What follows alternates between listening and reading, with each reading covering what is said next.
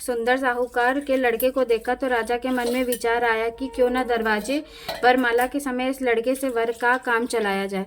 अपने मन में ऐसा विचार कर राजा ने उस लड़के और उसके मामा से बात की तो वे दोनों राजी हो गए। फिर उस साहूकार के लड़के को स्नान आदि कराकर वर के कपड़े पहनाकर तथा घोड़ी पर चढ़ाकर दरवाजे पर ले गए और सब कार्य प्रसन्नता से पूर्ण हो गया।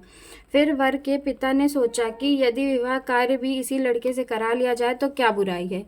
ऐसा सोचकर उस राजा ने लड़के और उसके मामा से कहा, यदि आप फेरों और कन्यादान का काम भी करा दे तो आपकी बड़ी कृपा होगी और मैं इस बदले में आपको बहुत सा धन दूंगा। उन्होंने स्वीकार कर लिया और विवाह कार्य भी बहुत अच्छी तरीके से संपन्न हो गया। परंतु जिस समय साहूकार का लड़का उस जाने लगा तो उसने राजकुमारी की चुंदड़ी के पल्ले पर लिख दिया कि तेरा विवाह तो मेरे साथ हुआ है, परंतु जिस राजकुमार के साथ तुमको भेजा जाएगा वह एक आंख से काना है और मैं तो काशी जी पढ़ने जा रहा हूँ। साहूकार के लड़के के जाने के पश्चात उस राजकुमारी ने अपनी चुंदड़ी पर ऐसा लिखा पाया तो उसने विदाई के समय राजकुमार के साथ जाने से मना कर दिया और कहा कि यह मेरा पति नहीं है, मेरा विवाह इसके साथ नहीं हुआ है, वह तो काशी जी पढ़ने गया है। राजकुमारी के माता पिता ने अपनी कन्या को विदा नहीं किया और काने राजकुमार की बारात बिना दुल्हन के वापस चली गई। उधर साहूकार का लड़का और उसका मामा काशी जी पहुंच गए। वहां जाकर उन्होंने यज्ञ करना और लड़के ने पढ़ना शुरू कर दिया। जब लड़के की आयु 12 साल की हो गई तो उस दिन उन्होंने यज्ञ रच रखा था कि उस लड़के ने अपने मामा से कहा, मामा जी आज मेरी तबीयत कुछ ठीक नहीं है। मामा ने कहा अंदर जाकर सो जाओ। लड़का अंदर जाकर सो गया और थोड़ी देर में उसके प्राण निकल गए।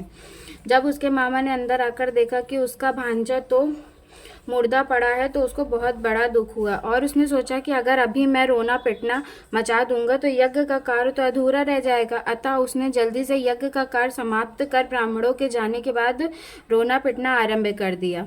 संयोगवश उसी समय शिव पार्वती जी उधर से जा रहे थे। जब उन्होंने जोर जोर से रोने की आवाज़ सुनी तो माता पार्वती जी कहने लगी, हे भगवान, कोई दुखिया रो रहा है, इसके कष्ट को दूर करिए।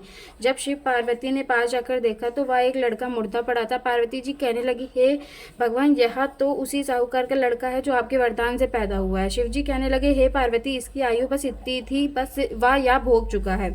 तब पार्वती जी ने कहा, हे महाराज, इस बालक को और आयु दो, नहीं तो इसके माता पिता तड़प तड़प कर मर जाएंगे। पार्वती जी के बार बार आग्रह करने पर शिवजी ने उसको जीवन वरदान दिया और शिवजी भगवान की कृपा से लड़का जीवित हो गया। भगवान शिवजी और माता पार्वती कैलाश पर्वत को चले गए। तब वह लड़का और उसका मामा उसी प्रकार यज्ञ करते, दान करते तथा ब्राह्मणों को भोजन कराते हुए अपने घर की ओर चल पड़े। रास्ते में उसी शहर में आए जहां उसका विवाह राजकुमारी से हुआ था। वहां पर आकर जब उन्होंने यज्ञ करना आरंभ कर दिया तो उस लड़के के ससुर ने उसको पहचान लिया और अपने महल में ले जाकर उसकी बड़ी खातिरदारी और आवभगत के साथ ही बहुत से दास दासियों सहित आदर सत्कार पूर्वक अपनी लड़की और जमाई को विदा किया। जब वह अपने शहर के निकट आए तो मामा ने कहा कि मैं पहले तुम्हारे घर जाकर खबर कर आता हूँ। जब उस लड़के का मामा घर पहुंचा तो लड़के के माता पिता घर की छत पर बैठे हुए थे और उन्होंने प्रण कर रखा था कि यदि हमारा पुत्र सकुशल लौट आया तो हम राजी खुशी नीचे आ जाएंगे, नहीं तो छत से गिरकर अपने प्राण खो देंगे। इतने में उस लड़के के मामा ने आकर यह शुभ समाचार दिया कि आपका पुत्र आ गया है, तो उनको विश्वास नहीं आया। जब लड़के के मामा ने शपथ पूर्वक कहा कि आपका पुत्र अपनी स्त्री के साथ बहुत सारा धन लेकर आया तो साहूकार ने अति आनंद के साथ उसका स्वागत किया और बड़ी प्रसन्नता के साथ रहने लगे। इसी प्रकार से जो कोई भी सोमवार के व्रत को सच्चे मन से धारण करता है अथवा इस कथा को भक्ति भाव से पढ़ता या सुनता है, उसके सब दुखों का नाश होकर उसकी समस्त मनोकामनाएं अवश्य पूर्ण होती हैं। इस लोक में नाना प्रकार के भौतिक सुखों को भोग कर अंत में सदा शिव लोक को जाता है। बोल तो शंकर भगवान की जय।